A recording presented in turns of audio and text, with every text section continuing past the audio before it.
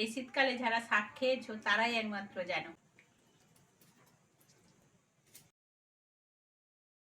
নমস্কার বন্ধুরা, লক্ষ্মী রান্নাঘরে সবাইকে স্বাগত। আজকের আমি দুর্দান্ত স্বাদের একটা বাঙালি রেসিপি নিয়ে চলে এসেছি। আজকে দেখো আমার হাতে আছে খেসারি কড়াইয়ের শাক।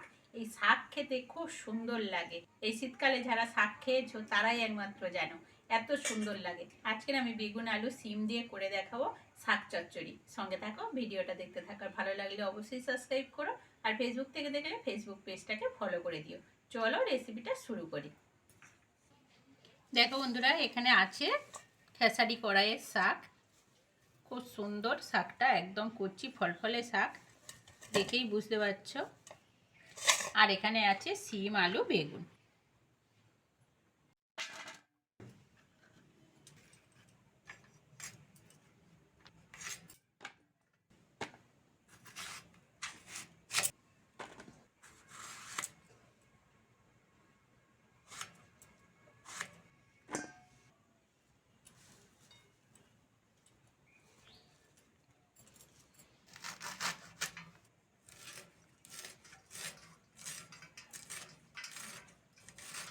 খুব ধুলো করে কুচতে হয়, তবেই খেতে ভালো লাগে।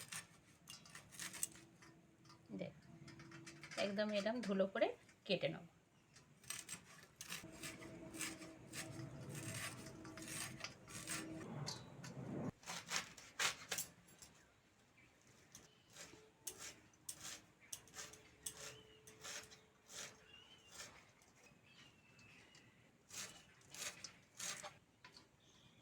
উনান ধরিয়ে কড়া বসিয়ে দিয়েছি, কড়ার মধ্যে তেল দিয়ে দেবো। কড়াই শাকের চচ্চড়ির জন্য 5 ফোড়ন দিয়ে দেবো। কেটে ধুয়ে রাখা সিম আলু বেগুন দিয়ে দেবো।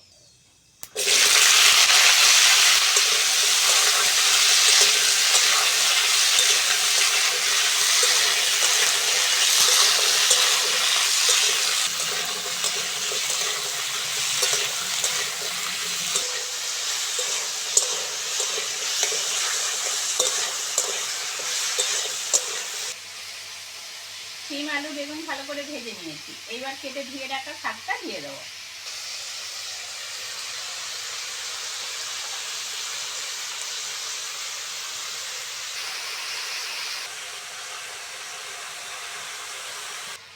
এবার ওপর থেকে লবণ হলুদ আর লঙ্কার গুঁড়োটা দিয়ে দেবো। ঢাকা দিয়ে সিদ্ধ করে নেব। মিনিট 10 হয়ে গেছে, ঢাকা খুলে দেখে নেব সবজিগুলো সিদ্ধ হয়েছে কিনা।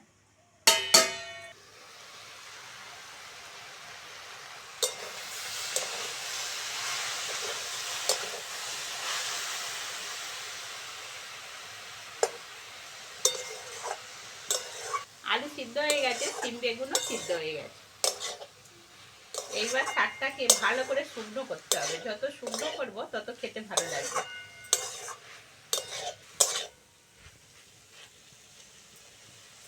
অল্প করে জিরে বাটা দিয়ে দেবো।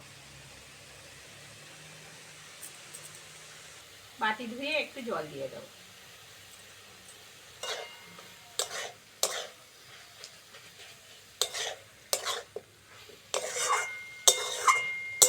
আলু সবজিগুলো একটু ভেঙে ভেঙে দেবো, তাহলে কাদা কাদা হবে, খেতে ভালো লাগবে।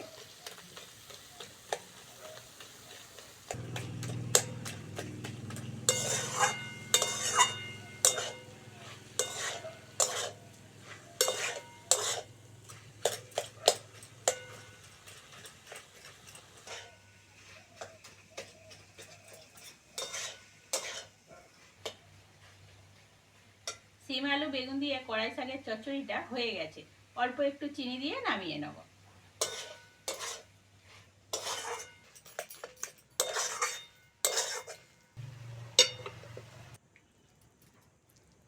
রেসিপিটা কেমন লাগলো কমেন্টে অবশ্যই জানাবে। আর আজকের আসি, পরের ভিডিওতে আবার দেখা হচ্ছে।